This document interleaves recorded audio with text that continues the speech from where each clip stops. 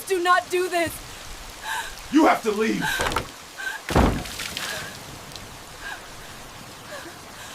On a stormy night, a heavily pregnant Amara N'Dour begs her husband Kwame Diallo to take her to the hospital. Instead, he throws her suitcase on the porch and slams the door in her face, you are doing so announcing he's leaving her for his true love, Zahara Okoye. Amara collapses in the rain, alone, but not broken. What no one knows is the woman abandoned that night would quietly become the largest shareholder of his empire. While Kwame flaunted his luxurious wedding, Amara was silently acquiring power, waiting for the perfect moment to strike. She wasn't just a single mom. Amara was the hidden heir to a $20 million trust fund, backed by elite legal advisors who understood the game better than anyone else. In this story, you'll witness a revenge arc built not on tears, but strategy. A dramatic confrontation at a glittering gala, and a single sentence that made an entire room fall silent in respect. From being left to give birth alone, to exposing her own mother's betrayal and Kwame's corruption, Amara rewrote her fate. And when the dust settled, she didn't destroy, she rebuilt, forming alliances that rewrote the future of Diallo Global. If you've ever believed the powerless have no voice, this story will make you think again. Stay till the end and see how Amara reclaimed not just justice, but her dignity. The night split open with rain. It came down in sheets, rattling rooftops, flooding gutters, and slapping against the lone figure stumbling through the dark street. Amara N'Dour clutched her swollen belly with one hand and dragged a heavy suitcase with the other. Each step jarred through her spine. Each gasp clouded the cold air. The smell of wet earth and rusted metal hung heavy around her, mixing with the copper taste of blood she had bitten into her lip to keep from screaming. She reached the gate, her knuckles raw from the journey, and pushed forward until she stood before the tall house, whose windows glowed faintly gold in the storm. She struck the door with her fist, once, twice. The wood vibrated, sending a hollow echo into the quiet interior. Her hair plastered against her cheeks. Rainwater ran into her eyes. The suitcase tipped on its side, the latch clattering against the stone steps like the rattle of chains. She pressed her palm to the door, whispering a plea no one could hear over the roar of thunder. The lock clicked. Slowly, the door swung open, revealing Kwame Diallo framed in the light of the chandelier. His shirt was crisp, collar undone just enough to suggest leisure, not comfort. His eyes moved down to her stomach, then to the battered suitcase at her feet. A faint smirk carved itself across his lips. "You shouldn't have come," he said, his voice measured, almost calm, cutting through the storm with more bite than the wind itself. Her lips trembled. "Kwame, please, the baby." He leaned against the door frame, unmoved. In one fluid motion, he bent, grabbed the suitcase, and flung it onto the wet step. The sound of its thud echoed like a gavel striking judgment. A smaller metallic clink followed. The lock had snapped loose, rolling across the stone in uneven rattles until it vanished into a puddle. She stared at him, disbelief flooding her. "After everything," he cut her off, his voice sharpening, louder than the rain for the first time. "After everything, I am finally free. Do you hear me? Free." Her breath caught, as if he had struck her. Lightning flashed, illuminating the planes of his face, the cold certainty in his eyes. "I don't have to hide it anymore," he went on. "Zahara and I, we're going to be married in weeks. She's everything you never were, and I won't let you drag me back." The words hit her harder than the storm. They fell into the pit of her stomach, deeper than the ache of labor building in her body.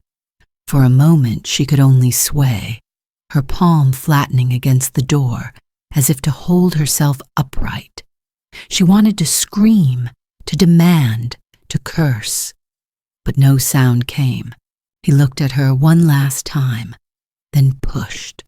The door swung shut with a force that shook the frame, the slam reverberating through the night. The echo rolled out into the rain, louder than thunder, final as a coffin lid. Her knees buckled.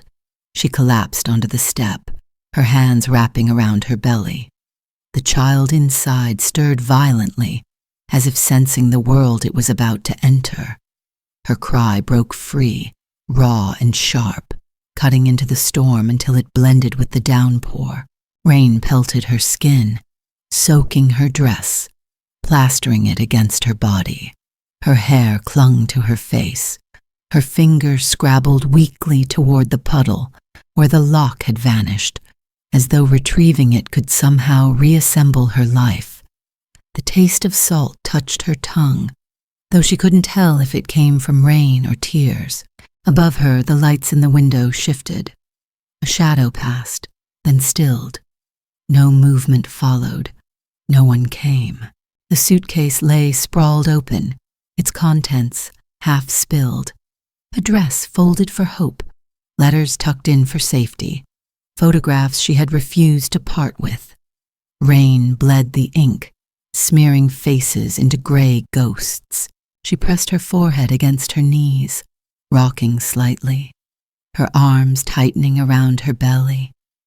"Hold on," she whispered to the life inside. Her words dissolved into the storm, unheard except by the child who shifted beneath her ribs. The wind screamed across the street, rattling metal signs, slamming shutters, carrying away fragments of her sobs. She stayed there on the cold stone, body trembling, heart torn open, as the world around her drowned. And then the pain surged, sharp, brutal, deeper than before. It tore a scream from her throat, one that rose, broke, and spilled into the thunder. Her fingers clawed against the stone step, nails splitting, the storm swallowing her voice until it seemed the sky itself cried with her. The closed door loomed above, unyielding, silent. The house stood firm against the rain, its windows glowing faintly, warm to anyone within, cold to the woman left outside. The slammed door became more than wood and metal. It became the symbol of exile, of a heart that had chosen wealth and freedom over flesh and blood. She curled forward, the child kicking against her hand. Her sobs slowed, but her body shook with every wave of pain. Her face lifted once more, rain washing the salt from her skin, eyes searching the sky for something that might still answer her. But only the storm replied, relentless, merciless. On the step, beneath the door that had shut her out, Amara N'Dour's scream rose once again, mingling with the thunder, a sound that carried into the night and promised that the story was far from finished. The fluorescent lights hummed above the empty hospital corridor. It was past midnight, the storm still lashing the windows, and the smell of antiseptic stung the air. Amara lay on a narrow bed, sweat soaking her hairline, the sheets clinging to her trembling body. Her breath came in ragged bursts. Pain surged in waves that bent her spine and left her gripping the metal rail so tightly her knuckles whitened. Her cries echoed down the hallway, muffled only by the relentless rain outside. There were no nurses rushing to her aid, no family holding her hand. The ward was a hollow shell, deserted as if the world had abandoned her along with the man who had shut the door in her face. The door creaked open. A figure stepped in, not a doctor but the taxi driver who had brought her here. He smelled faintly of wet leather and diesel fuel. His shoes squelched against the linoleum, leaving watery footprints that marked his every step. He looked awkward in the harsh light, cap in his hands, yet his eyes carried a gentleness that no one else had offered her in weeks. "I'll stay," he murmured, voice thick with a quiet resolve. "You're not alone tonight." His words, simple and unpolished, steadied her. He fetched towels, dabbed her forehead, and called out into the corridor until a tired nurse finally came. The hours blurred into contractions and lamplight, her cries rising and falling with the storm. At last, when the thunder cracked directly above, a new cry filled the room. High, fragile, insistent, a newborn's wail that pierced through her exhaustion like a blade of light cutting through dark water.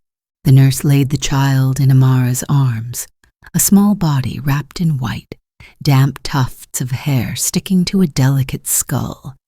The baby rooted instinctively against her chest, tiny mouth searching for life. Amara's vision swam as tears spilled over.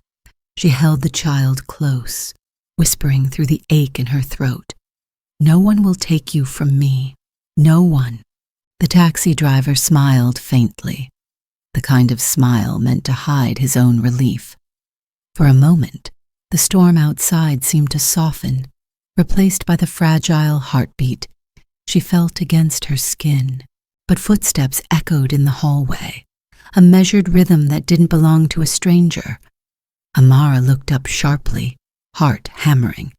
The door swung open, and in walked her mother. Nia Kande's silhouette filled the frame, posture straight, despite her years, her hair tied tightly, her eyes unreadable. She carried no flowers, no warmth, just the chill of judgment that trailed her like perfume. "Mother," Amara whispered, her voice both plea and disbelief. Nia's gaze flicked to the child, then back to Amara, her lips pressed into a thin line. "So it's true," she said softly, though the word stung like a slap. "You've brought this upon yourself." Amara blinked through tears. "I needed you. I thought—" Nia stepped closer, her heels clicking against the tile. The sound was sharp, decisive. She lowered her voice, but there was no tenderness in it. "Amara, you are not well. You've been unstable since Kwame. Everyone knows it. This," she gestured to the baby, "will only make it worse. Let him raise the child. He has means, stability. You cannot." The words landed like stones. Amara clutched the infant tighter, as if her mother's hand might snatch the child away. "He left me in the rain," she rasped.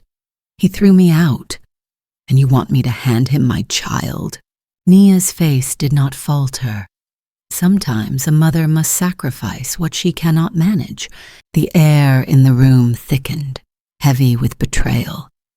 Amara searched her mother's eyes for even a flicker of compassion, but found only a cold resolve. The baby stirred, lips smacking faintly, oblivious to the war of bloodlines above. Amara bent her head and kissed the soft crown, whispering again, almost to herself, "No one will take you from me." Nia's purse clicked shut as she turned toward the door. She paused, her back to her daughter. "I'll speak to Kwame. It's better this way." Then she walked out, leaving the faint trail of perfume and the echo of her heels. The driver shifted uneasily in the corner. He looked at Amara with sorrow, as if he had just witnessed a crime without blood.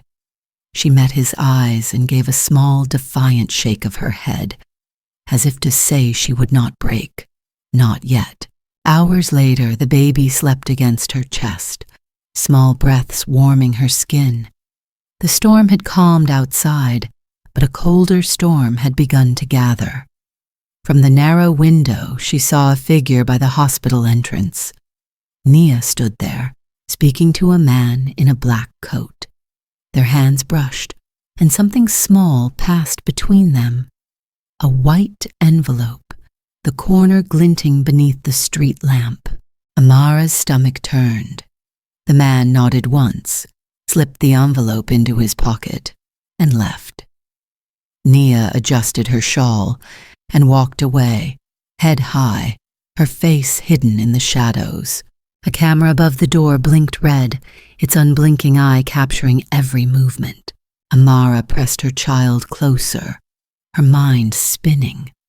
The betrayal was complete. Her own mother had been bought, her silence traded for paper, sealed in an envelope. Proof was slipping into the night, proof that might one day matter. The hallway fell quiet again. The hum of the lights returned, the faint buzz of machines, the breathing of the baby curled in her arms. Amara's lips touched the child's forehead. "I will not let them," she whispered, voice hoarse but unyielding. "I will not let anyone take you." Her body trembled, exhausted, but her eyes burned with the first embers of a fight that would not die. She looked at the empty doorway where her mother had stood. The silence there was heavier than any thunder. On one side of the room, the baby stirred, pressing closer to her warmth. On the other, the memory of her mother's turned back lingered, colder than the storm outside. The night stretched long, filled with the sound of a child's breathing, the ghost of footsteps, and the distant roll of thunder that seemed unwilling to let the world sleep. And in that fragile space between betrayal and resolve, Amara understood the loneliness of carrying both life and loss in the same arms. The baby shifted again, letting out a small broken cry, and Amara rocked her gently, her tears wetting the child's cheek. She did not look up, did not call for anyone. The truth had already arrived, cruel and final. She was alone. Yet even as she wept, her arms never loosened their hold. The smell of frying oil clung to her hair as she balanced a tray of steaming bowls on her arm. The diner's neon light flickered above, buzzing like an insect about to die. A man in a wrinkled shirt barked for more pepper, his voice slicing through the crowded room. Amara lowered her head, delivered the food, and whispered an apology that dissolved in the laughter around her. Her uniform was damp with sweat, her shoes pinched her swollen feet, and in the corner of her mind, always, the baby's faint cry waited to pull her back home. She slipped into the kitchen, the hiss of grease meeting cold vegetables rising like applause. No one meant.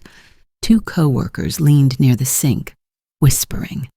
Their eyes darted toward her, then away, their lips curling into pity disguised as curiosity. She didn't need to hear the words. She had read them already, plastered across the glow of phone screens. Kwame's radiant smile beside Zahara, in a gown that shimmered like moonlight. A headline gushed about their upcoming wedding. A caption called Zahara, the woman who tamed the tycoon. Amara wiped her hands, pressing them hard against her apron. The ache in her chest flared again. She had no voice in this court of strangers. The internet had ruled already. She was the bitter ex, the unstable woman who couldn't let go. Every picture of Kwame and Zahara was another nail hammered into her coffin of credibility. The shift ended late. She carried leftover bread in a paper bag, her steps dragging through narrow streets. A stray dog nosed through trash, shadows bent against the wall, the air heavy with the sour smell of rain that hadn't yet fallen. At home, the baby slept in a wooden cradle beside the thin mattress. She bent to kiss her daughter's forehead, brushing damp curls from her tiny face. The child stirred and sighed, a sound softer than forgiveness. Amara straightened, her hand brushing against the edge of the old wooden chest pushed against the wall. The chest had belonged to her father, the one relic he had left behind. Its brass hinges were tarnished, its surface scarred by time. She knelt before it, lifting the lid with care. Inside lay papers wrapped in yellowing cloth.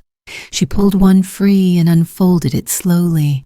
The numbers on the page gleamed like something unreal. $20 million held in a trust. Her name written in ink that had not faded. Her breath caught. The weight of the page felt heavier than gold. She stared at it long enough for her heartbeat to steady. Her fingers traced the letters, but her eyes never softened into hunger. Not once. Instead, her jaw tightened. She whispered, though the child was asleep, "This isn't theirs. It will never be theirs." A knock shattered the silence. She froze, clutching the paper against her chest. The knock came again, sharper this time. She slid the paper back, closed the chest, and rose.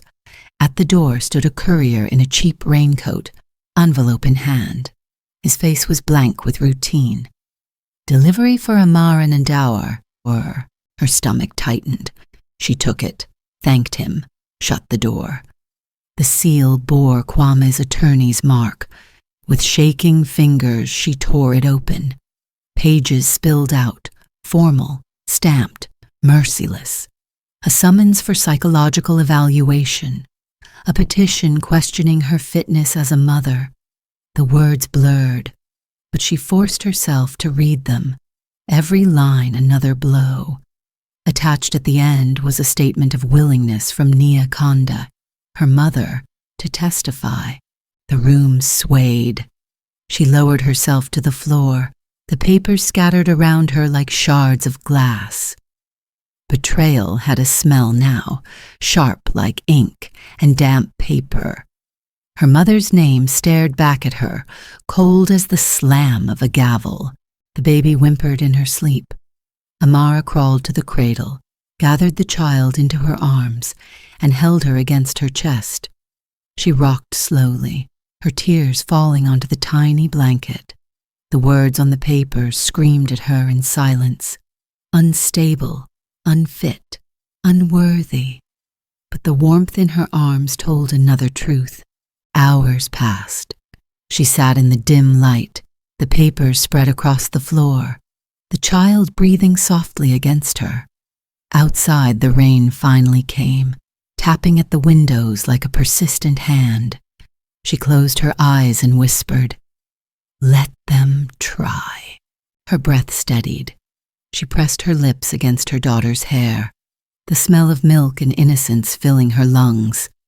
"I will not let them take you. Not my mother. Not Kwame. Not the world." The baby's small fist closed around a strand of her hair, tugging lightly. Amara smiled through tears. The chest sat in the corner, holding its silent fortune. She glanced at it, but her eyes returned to her daughter. Money could not anchor her. Love could. The night deepened. The storm grew heavier, the sound drumming against the roof. Amara rose, cradling the child, and stood at the window. Lightning flared across the sky, illuminating her reflection. She looked at the woman staring back, face pale with exhaustion, eyes swollen from tears, hair clinging damply.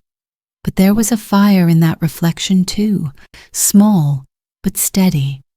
She was no longer only the abandoned, the cast out, the betrayed. She was the keeper of something no one else could claim. The baby stirred, pressed her cheek against Amara's collarbone, and sighed. Amara whispered once more, "I will not lose you." And in the silence between thunder and rain, those words hung like a vow. The television screens in the cafe glowed with breaking headlines. Red banners scrolled across the bottom, bold white letters announcing a collapse in Diallo Global's stock. Anchors spoke with rehearsed urgency. their voices overlapping the clatter of dishes and the hiss of the espresso machine. Investors were fleeing, partnerships dissolving. In the corner, a man cursed under his breath as numbers plunged on his tablet. Amara, wiping a table nearby, paused. The sound of Kwame's name in the news made her chest tighten. She gripped the cloth harder, as if wringing water from stone. A customer muttered, "The mighty finally stumble." She pretended not to hear, but the words rooted in her. She turned toward the screen, the light flickering across her tired face. The announcer mentioned foreign buyers circling the wreckage, whispers of a holding company stepping in quietly. The name was not spoken aloud yet, but in her heart she knew what was coming. The storm she had felt growing in her bones was now spilling into the world. When her shift ended, she walked home through streets humming with rumor. The air smelled of dust and metal, the city restless in its hunger for downfall. At home, her daughter played with a wooden spoon, tapping it against the cradle as if beating a drum for some unseen parade. Amara bent down, kissed her cheek, and whispered, "The world doesn't know it yet, but we are writing the next chapter." She lit a lamp and unfolded papers across the table. Contracts, shares, names she had learned to pronounce only by whispering them in the dark. A hand reached across the city through proxies and lawyers. Amara N'Dour Holdings. Not her face, not her name, but her will carried in ink and signatures. The thought steadied her, though her hand trembled as she adjusted the pen.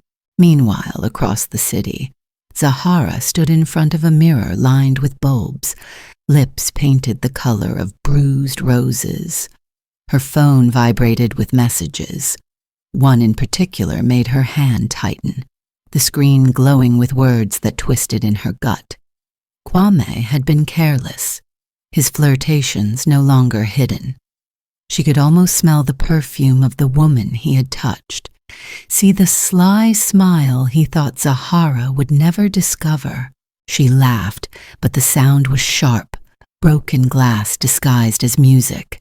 Rage burned under her skin. She typed quickly, attaching files she had sworn she would keep secret, emails, internal reports, whispers of debt hidden beneath Diallo Global's glossy exterior.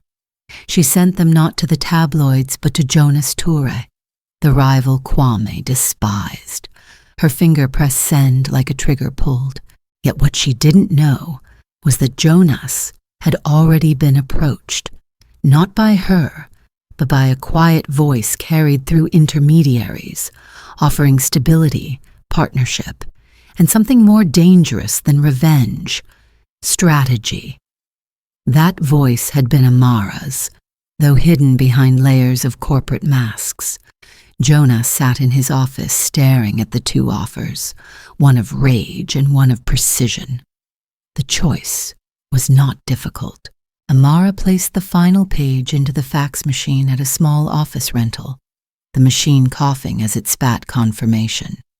The document bore the name Amara N'Dour Holdings in bold. The ink was smudged slightly from her hand, but the signature was clear. It traveled into the networks, into the hands of men who would never know her face. She exhaled, the sound shaky but fierce, as though she had just broken a chain. Later that night, as her daughter slept, Amara sat at the window. The city stretched below, restless and glittering. The paper she had signed lay on the table, its corner curling upward like a flag caught in a silent wind. She touched it lightly, her fingers trembling. She whispered, "Not revenge, just the story retold." Far away, Kwame studied reports in his office. His tie hung loose, sweat at his temple. A fax slipped across his desk. He lifted it, eyes narrowing at the name stamped across the top. Amara N'Dour Holdings. His chest constricted. He whispered her name without meaning to, then shook his head violently, convincing himself it was coincidence. But the unease crept deeper, clawing at him.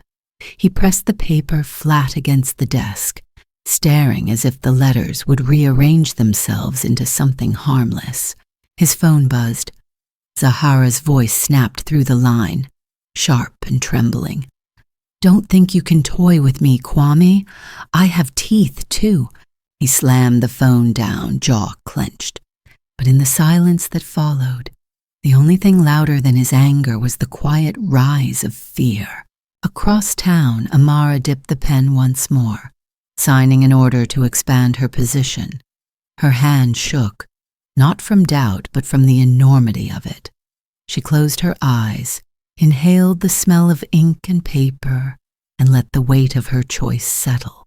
Her daughter stirred in the cradle, letting out a soft cry. Amara rose, lifted her gently, and rocked her in the dim light. She pressed her lips to the baby's forehead. The child's warmth steadied her heartbeat. She looked back at the paper, the lamp casting shadows across the letters. "It's not about taking from him," she murmured, the words meant for herself as much as the child. "It's about reclaiming what was stolen, about telling the truth the way it should have been told." The lamp flickered once, the shadows shifting across the walls. She tightened her hold on her daughter, her eyes glistening with something fiercer than tears. She lowered her face close to the child's ear, her whisper nearly a vow. "We will not hide any more." The papers rustled in the faint breeze from the window. The ink glistened under the weak flame. The city breathed outside, unaware that in a small, dim room, a mother had set her hand against the world, and when she set the child back in the cradle, her gaze lingered on the document, her eyes alight with a fire no storm could quench. The boardroom was suffocating with heat, despite the polished marble and chilled water bottles placed neatly at each seat. Kwame Diallo stood at the head of the table, his tie pulled loose, his eyes bloodshot from nights without sleep. Screens glowed on the wall behind him, numbers bleeding red, arrows plunging downward. Shareholders murmured among themselves, the sound like a hive of insects restless before swarming. Kwame slammed a fist against the table, making the glasses rattle. "Find them," he barked. His voice cracked at the edge. "Find out who's behind N'Dour Holdings. No one hides in my house." The silence that followed was heavy, broken only by the faint hum of the air conditioning. His eyes scanned the room, searching faces, but found nothing but blank stares and a few carefully disguised smirks. He gripped the edge of the table, breath uneven. A flicker of unease pulsed beneath his fury. Outside, the city carried on. Cars honked in the streets. People hurried with umbrellas under a sunless sky. Yet in offices and cafes, whispers spread faster than rain. Diallo Global was no longer the giant untouchable. A new name was surfacing in documents, financial columns, and coffee break conversations. N'Dour Holdings. No one knew the face behind it, but everyone felt the shadow it cast. Amara read those whispers on cheap newspapers stacked in the corner shop. Her hands trembled slightly as she folded the paper back into place, heart pounding at the sight of her chosen name in print. It was surreal to see letters that belonged to her family carried in ink across the world. She tucked the paper under her arm and walked home, the weight of it pressing against her side. At home, she placed her daughter on a small rug, the baby's laughter filling the dim room as she reached for a rattle. Amara changed into a simple black dress she had borrowed for an evening gathering. She stood before the cracked mirror, smoothing the fabric over her hips. The reflection startled her. For the first time, she didn't look like a woman abandoned, but like someone who had chosen her own stage. Her hand touched the glass, fingertips brushing her own reflection. For a heartbeat, she thought she saw another woman staring back, eyes steady, chin lifted, unafraid. Her breath caught. The reflection wasn't just a copy, it was a warning. Shadows and mirrors have a way of telling truths one isn't ready to say aloud. She stepped back, smoothed her hair, and reached for her shawl. Her daughter cooed softly, clapping her small hands.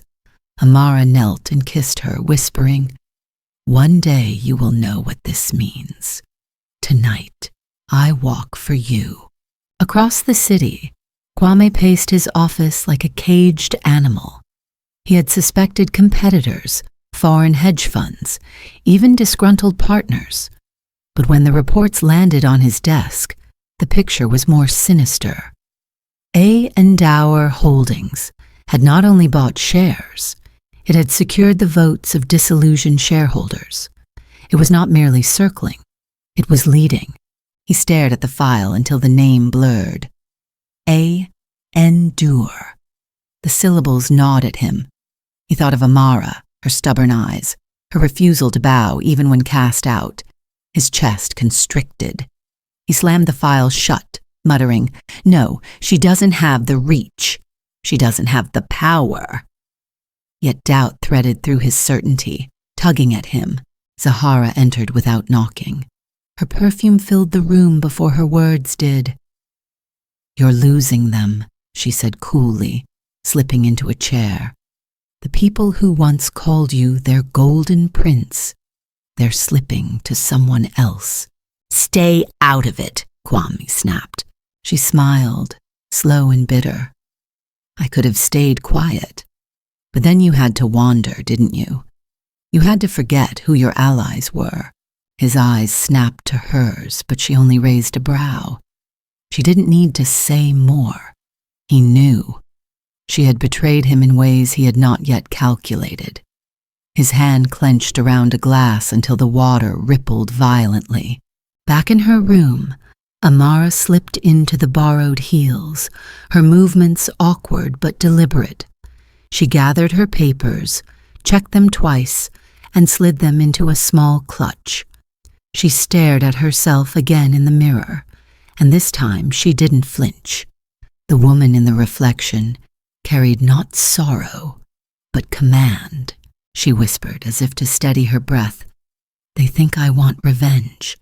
They're wrong. I want the story told right." The city lights flickered outside, streaking across her face as she walked to the door.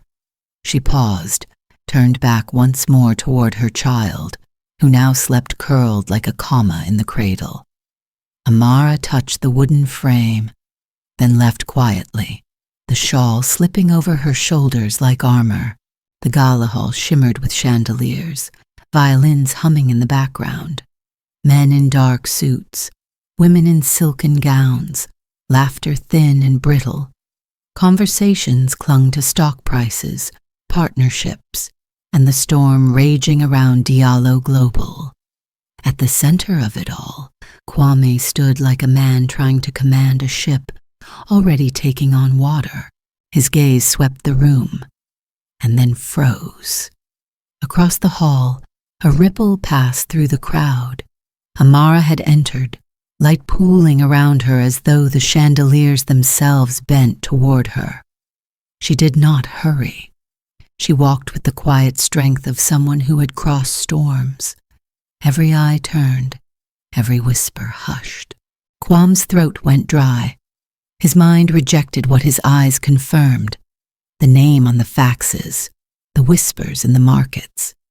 And now her presence here, uninvited, yet unchallenged.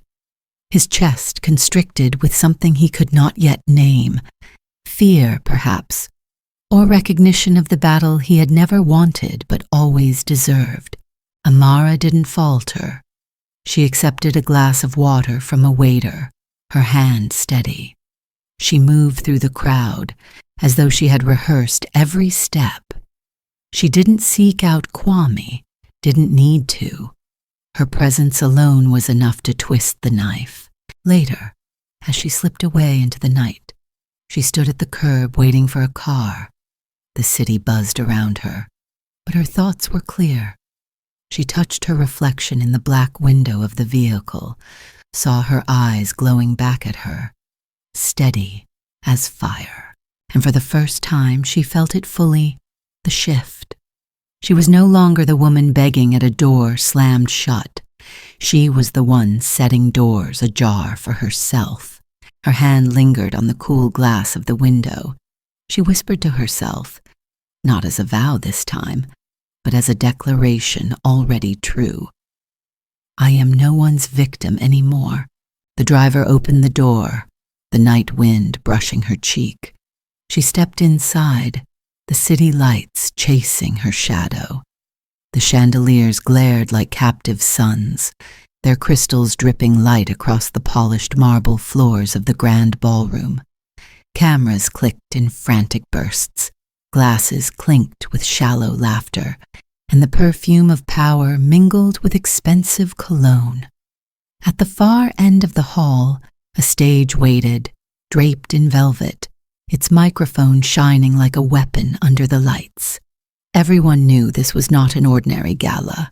This was a gathering of vultures circling the wounded beast called Diallo Global. Kwame Diallo stood stiffly among the crowd, his jaw tight, his smile carved by force. The tuxedo on his shoulders seemed to hang heavier than iron.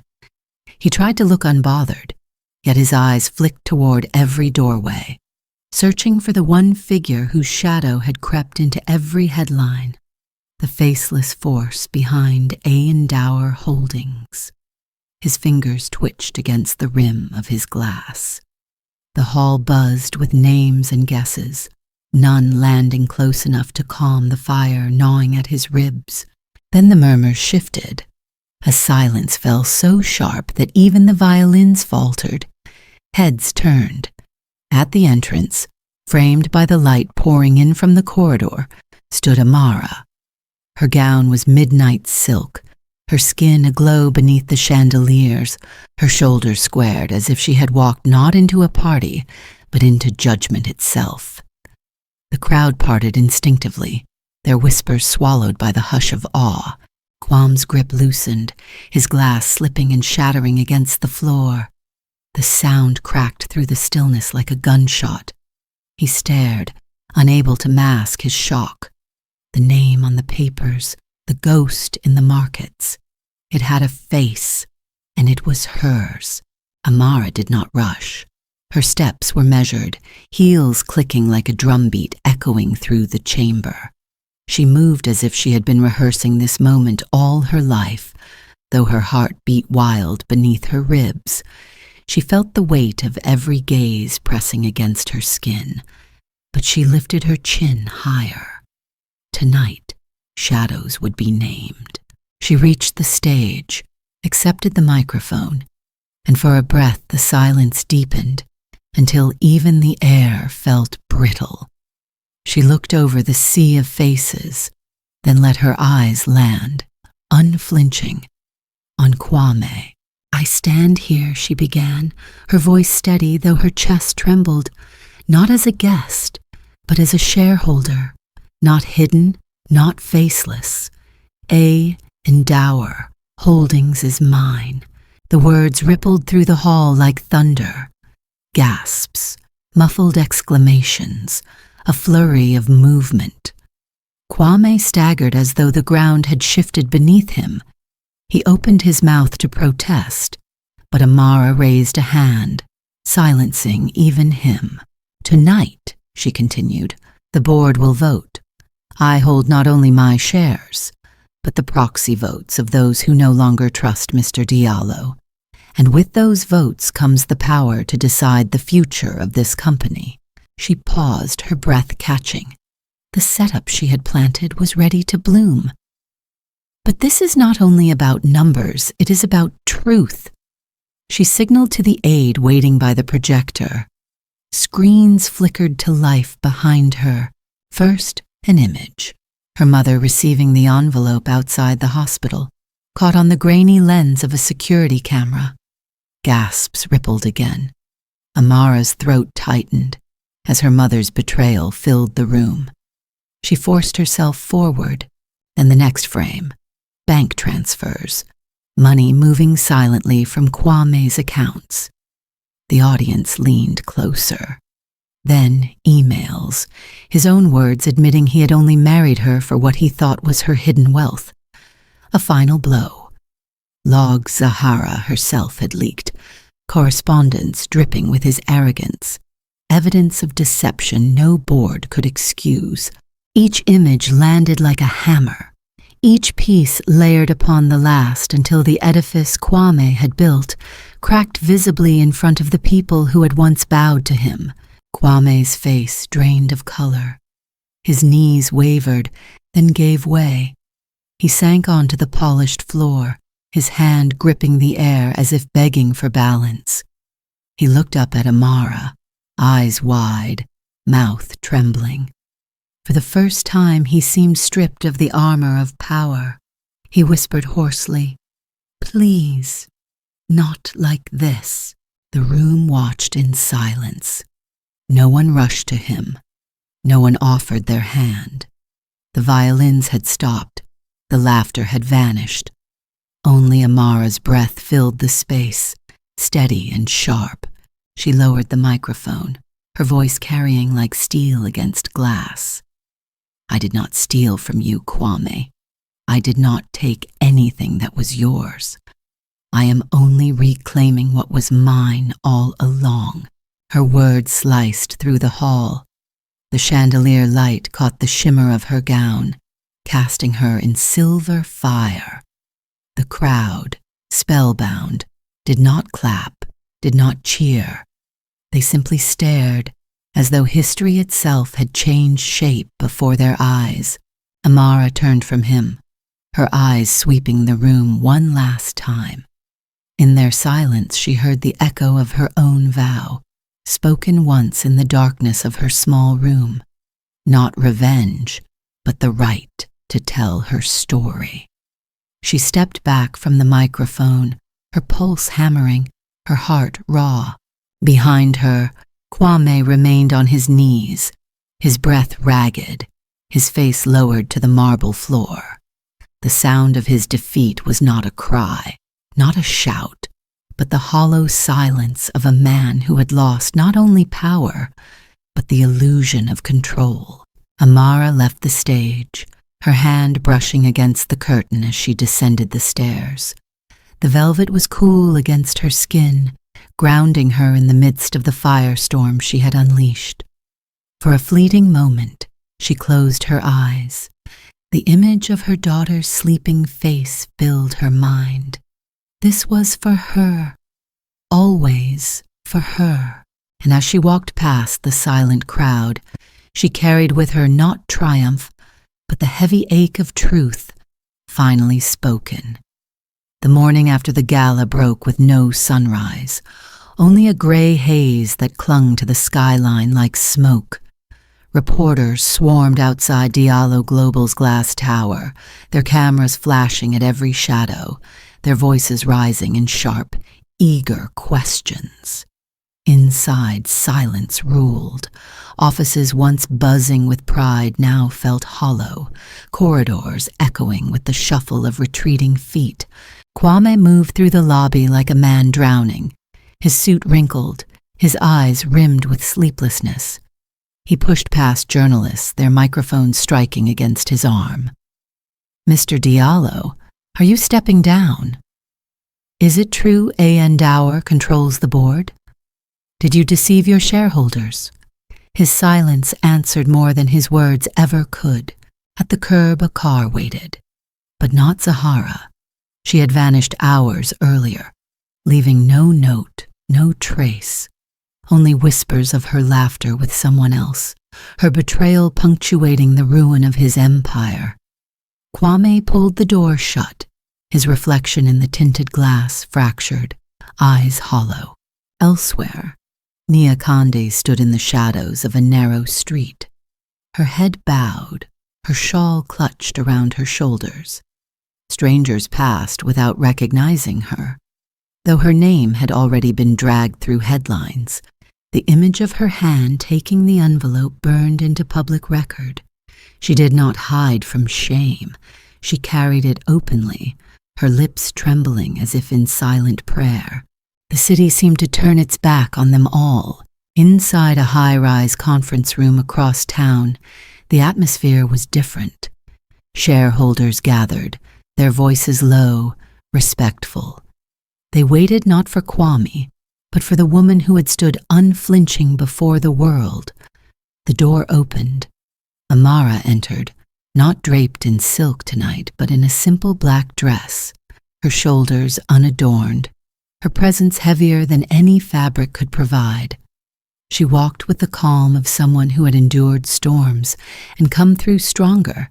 As she took her place at the table, a new figure joined her, Jonas Toure. His presence drew a ripple through the room. The man who had once positioned himself as Kwame's rival now extended his hand across the polished surface. His voice carried steady authority. "Let's not feed on a carcass," Jonas said, glancing around the table. "Let's build from the ruins." Some gasped at his words, remembering the bitterness between him and Kwame, but his eyes never left Amara's.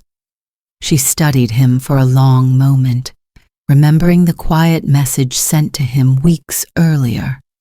The seed planted in silence. Now it had borne fruit. Her hand hovered above the table, then reached forward, her palm meeting his. The sound of their handshake was soft, but it carried louder than any gavel. The room stilled, as though history had chosen a different path than expected. This was not a victory of annihilation, but of alliance. The motif shifted from destruction to reconstruction, from vengeance to renewal. Those watching felt it, the slow swell of respect rising like a tide. They did not cheer.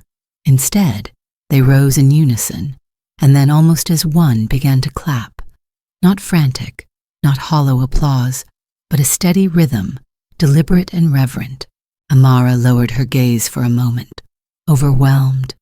Her heart raced, not with triumph, but with something gentler, heavier, responsibility. She thought of her daughter's tiny hands clutching her finger, of the nights spent alone whispering vows into the dark. She thought of betrayal, of hunger, of fear, and now of the fragile possibility that those wounds could birth something more than scars. When the applause faded, she spoke, her voice low but clear. "I am not here to destroy what was built. I am here to restore what was stolen. With every step forward, I carry those who were silenced, those who were cast aside. This will not be a crown for me. It will be a foundation for us all." Her words settled into the wood and glass like rain sinking into soil. Some lowered their eyes, ashamed of having once doubted her. Others straightened, emboldened by her certainty. Jonas inclined his head, his lips curved in the faintest smile. From the back of the room, a lone figure slipped away unnoticed. Kwame had entered quietly, unseen, and watched long enough to know he no longer belonged. The applause was not for him, nor would it ever be again. He stepped into the corridor, the sound of their clapping fading into silence behind him. His shoulders slumped, his breath ragged. For the first time he felt the weight of defeat, not as a bruise to his pride, but as the collapse of the very identity he had lived for. Outside, the air was cold. A reporter shouted his name. He turned away, pulled his coat tighter, and walked into the anonymity of the crowd. Back inside, Amara descended the steps from the stage. Each stride felt heavier, though the applause still lingered in her ears. She reached the floor, her fingers brushing the edge of the table as if to ground herself. For a moment she closed her eyes. The image of her daughter waiting at home filled her again. The laughter, the fragile innocence untouched by this war. Amara's hands clenched at her sides, the echo of the crowd's respect ringing in her chest. She knew the story wasn't over. There were new chapters ahead, and with them new battles. But for tonight, she had crossed a threshold. The hall was quiet now, only the faint scrape of chairs as people filed out. Amara stood alone, her shadow stretching across the floor.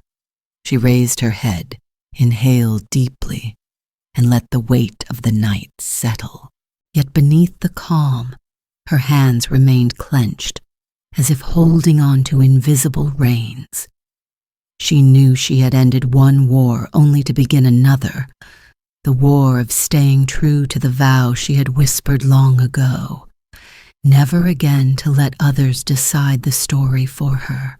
And as she stepped out into the night, the cold air brushing her cheeks, she carried not triumph, but the quiet certainty of someone who understood that every victory is only a door to another test.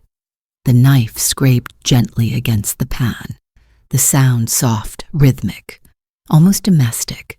Steam curled upward, carrying with it the scent of garlic and onion. Amara wiped the counter with a damp cloth, her movements unhurried, the morning sun seeping pale gold through the curtain. Her dress was plain, her hair tied back, the paint of power gone from her face. The kitchen was modest, the floor creaking beneath her bare feet, yet it was hers. The walls no longer echoed with judgment, only with the quiet hum of a life being rebuilt. The world outside had shifted. Newspapers spoke of resignations, scandals, and restructuring. Investors whispered of Jonas Toure and his new partnership.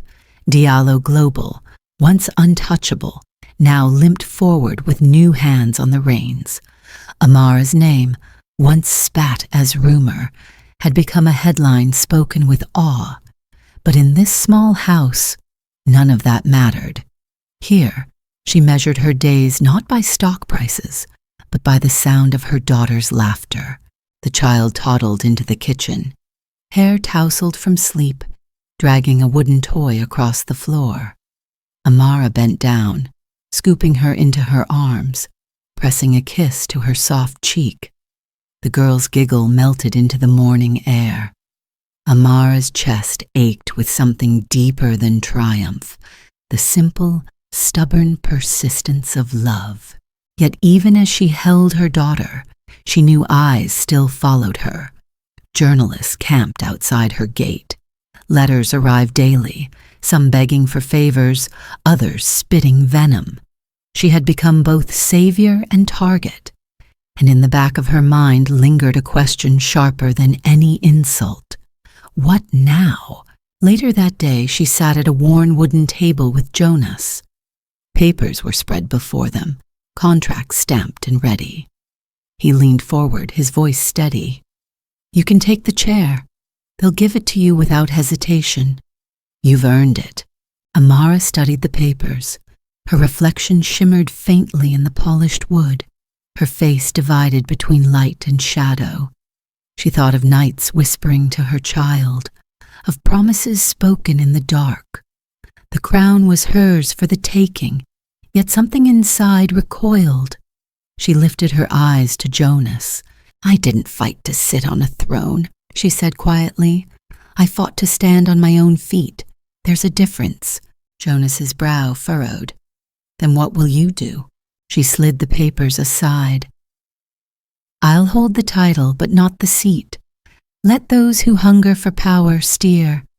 My place is not at the head of the table, but at the foundation. We will create a fund for women who stand where I once stood, alone and unseen. That will be my work." Jonas leaned back, studying her as though seeing her anew. Slowly he nodded. "That may prove more dangerous than power itself." She smiled faintly. "Then let it. The choice was hers, and in making it, she felt lighter. She would not be consumed by the machine she had unmasked. She would use its pieces to build something gentler, something truer. As evening fell, she walked through the small house, her hand brushing against the walls. She had shed the grandeur of chandeliers for the flicker of a single lamp, and it comforted her. She tucked her daughter into bed, the child's small fingers curling around hers before loosening in sleep. The sound of breathing filled the room, steady and safe. She stepped outside, the air cool, the horizon painted with the first blush of dawn. The sky burned slowly from gray to pale orange, clouds scattering like ash. She stood on the threshold, her bare feet against the cool stone, her arms wrapped around herself. The street was quiet.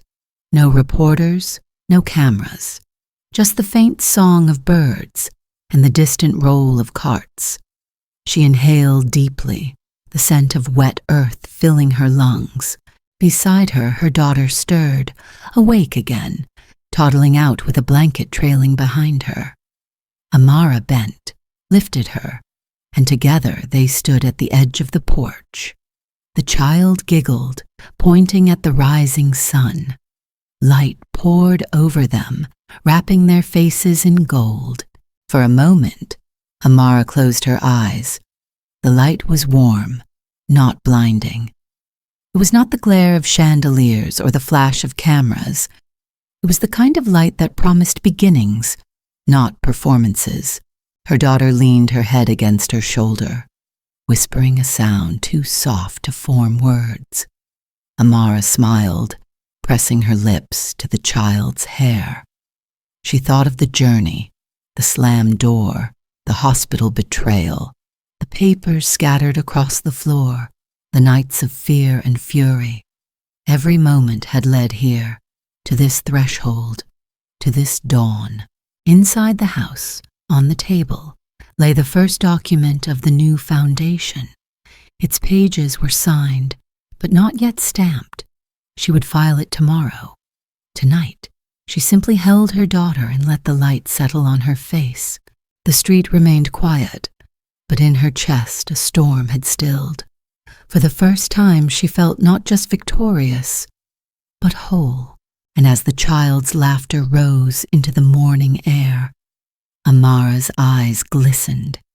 She whispered to the horizon, as though confessing to the dawn itself, "We are free."